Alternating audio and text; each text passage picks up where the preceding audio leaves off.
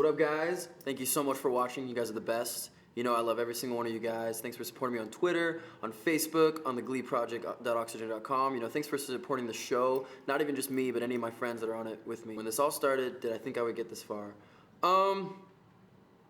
You hope you get this far. I mean, I've tried a lot of things, and I always knew that, you know, something had to work out, something had to get me somewhere. So, I mean, I was hoping it was this, and I think I didn't expect it, but definitely expected it from life. So I knew that if it wasn't this, it'd be something else. And Betsy Darby, what's the best piece of advice I've gotten in this business? I think the best advice I got was to stay myself no matter what happens. You know, I've gotten advice to spend money the way I do now, even when I have more of it, and also to just keep following God and not, you know, leave that behind. So just to stay humble, I think, is the biggest thing. Chrissy Pandez wants to know, what was the hardest challenge and why? I think the hardest challenge would be the second time I sang for Ryan Murphy. It was a Broadway song. I don't normally sing Broadway. It was very tricky. And also just, you know, trying to give Ryan exactly what he wanted while still being myself was like the hardest thing. And, you know, I think anytime you sing for Ryan, it's really intimidating. He's kind of the last piece to the entire puzzle. And it's not like trying to impress Robert or Zach or Nikki. It's like Ryan. So yeah, that was really tough, yeah. Kitty Jelly Belly, was there any romance in the house?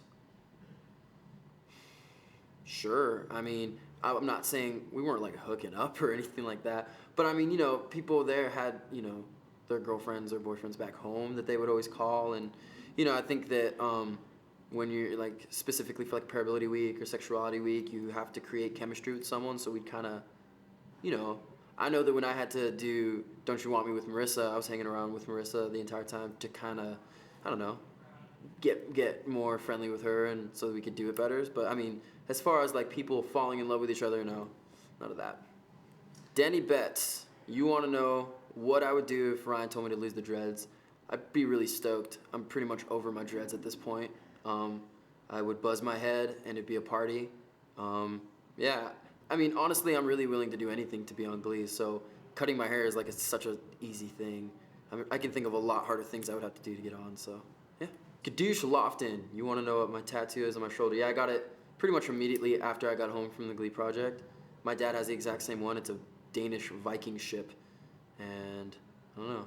I love my dad, and it's a tough one. I love to get more tattoos. I mean, it's always weird talking about tattoos because it's like, I don't know. I always get them for myself, and I don't really care if people like them or not. Yeah, I'd love to get more, but I'm also very, very conscious that I'm an actor, so I try to keep them in spots that are more hidden. The best thing about the Glee Project experience was getting to be on Glee and getting that prize at the end is really, really cool.